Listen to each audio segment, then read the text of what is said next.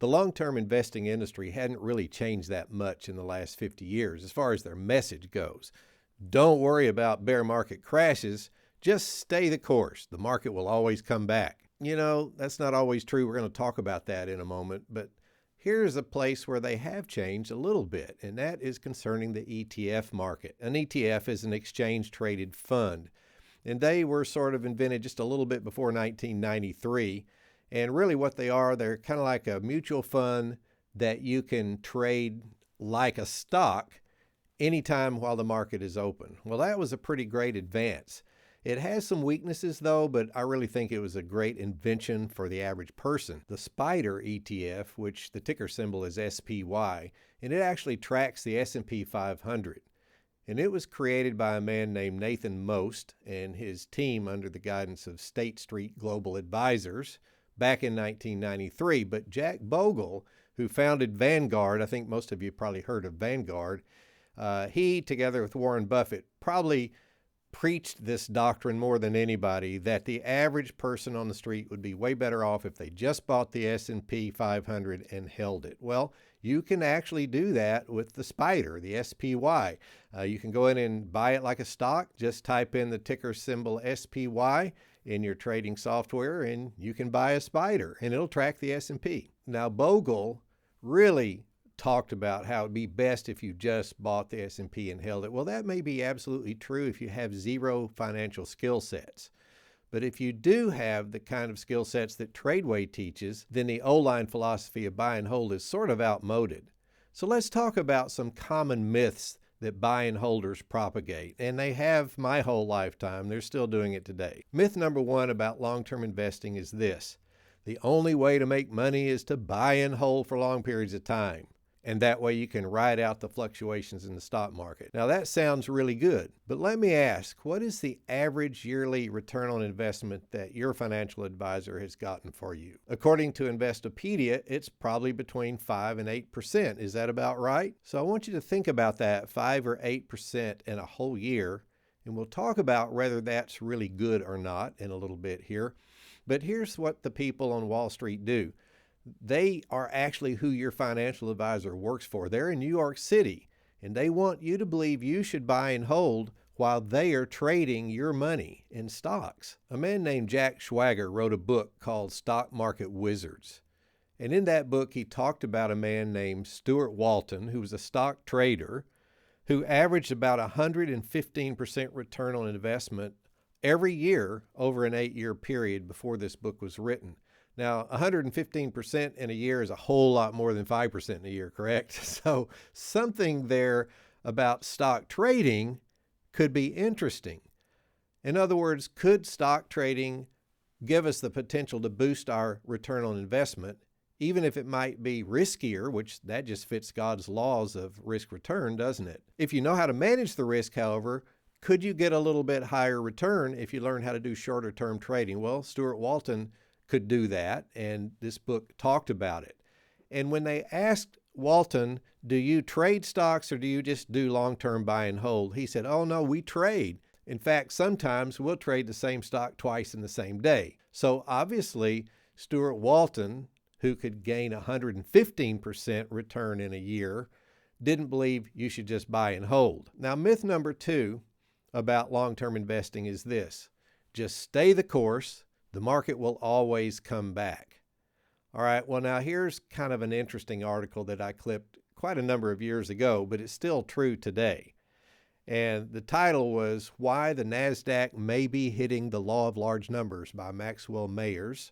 And it was written in December 6, 2013, good while back. But the thing that makes that interesting is this was written 13 years after the dot-com crash in the year 2000, right?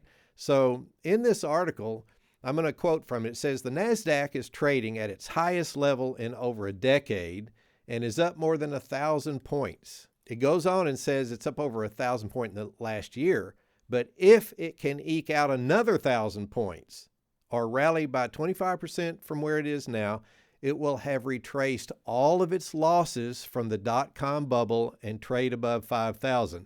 Now, if you really think about that carefully, that shows that it took 13 years for the NASDAQ to recover to where it was right before the dot-com crash in the year 2000. So like if you were 70, which is about my age, right?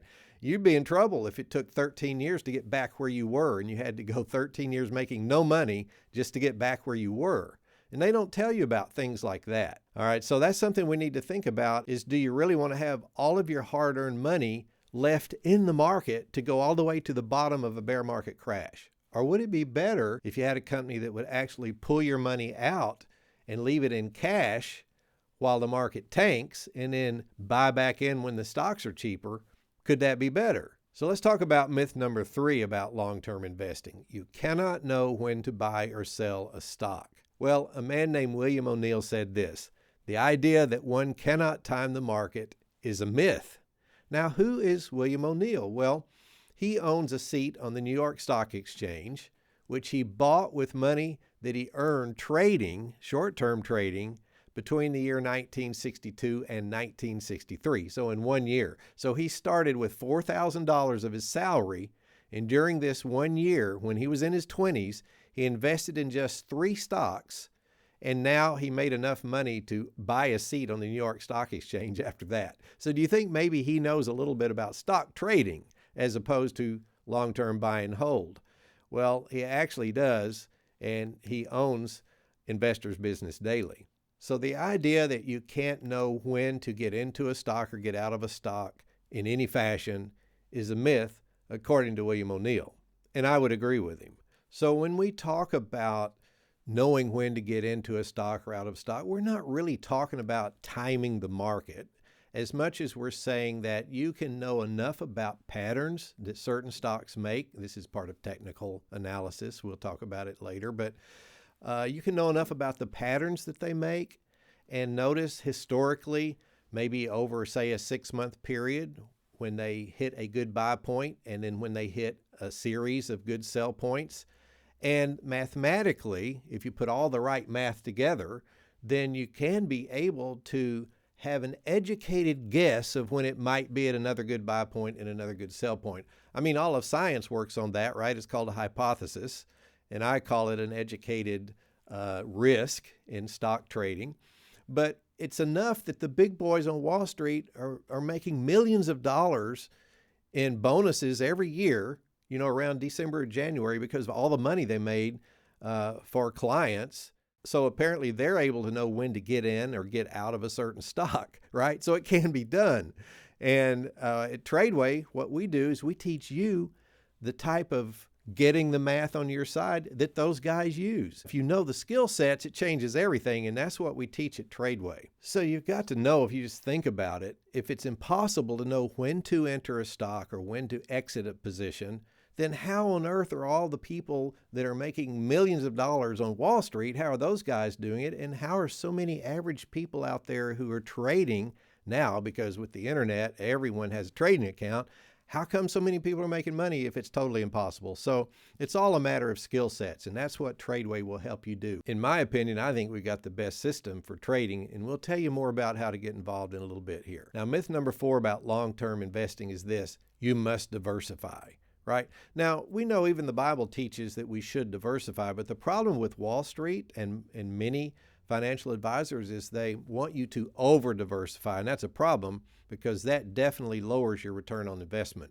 Now, there was a very smart man with regard to stock trading who said this: diversification is something that people do to protect themselves from their own stupidity. Guess who said that? He was Warren Buffett. You've heard of him, right? So Warren Buffett said that. Now, what did he mean? Well, if you don't have skill sets, then you need to diversify more and more, but it lowers your return on investment. So that's why we think at TRADEway that it's so important for you to gain the skill sets that some of these big boys have. All right. Now, there was a legendary stock trader named Philip Fisher who was out of California, and he stated this: that diversification was an idea that caught on because it was a simple enough theory that even stockbrokers could understand it. Now, that's kind of funny if you think about it. So, you know, these guys don't give you the impression that they think buy and hold is a really great system. Now, I know that there are people who say, well, Warren Buffett does just that. He buys and holds. Well, but you don't know the whole history if you think that, because I've studied the life of this man. He made his money trading, not buying and holding, his first money. Okay, so what he did was he accumulated a fund from wealthy individuals that he knew, like doctors and lawyers and other technical people. He added their money to his money, and he didn't have all that much money in the fund, actually. And he bought one stock first, and it was Coca-Cola. Now, this was back when Coca-Cola was new. It was a growth company. It's not like that now. So your job is to find the growth companies today. What are they? Well, TRADEway helps you with that, by the way, because it's hard for you to know that, but we help you with that. But he knew, and he bought mostly Coca-Cola, and every time it would dip, he wrote covered calls on it, which is a trading technique, not a buy and hold technique. And so it kind of combined the two, but the point is he was trading to make his money. Now, it's true, after he made his millions and now billions of dollars, he now owns whole companies, or at least majority shares in whole companies. So obviously he's going to hold that. He's not going to sell it if he wants to control the company. So that has changed after he made his billions, right? But that's not how he got there. So trading was an important part of how he got there, and people won't tell you that.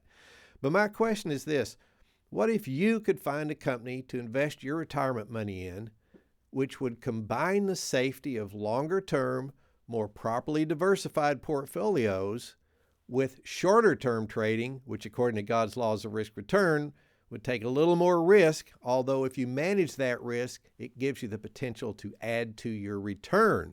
Wouldn't that be cool? Well, that's exactly what TRADEway does with one of its divisions called AMPT, A-M-P-T. And that division will help you with your retirement funds, and it will combine shorter term trading with longer term, more diversified portfolios. It's really pretty cool. Now, if you want to learn more about the trader's approach to long-term investing, I want to invite you to explore our biblically based long-term investing program called AMPT. Let us help you have protection of your hard-earned money.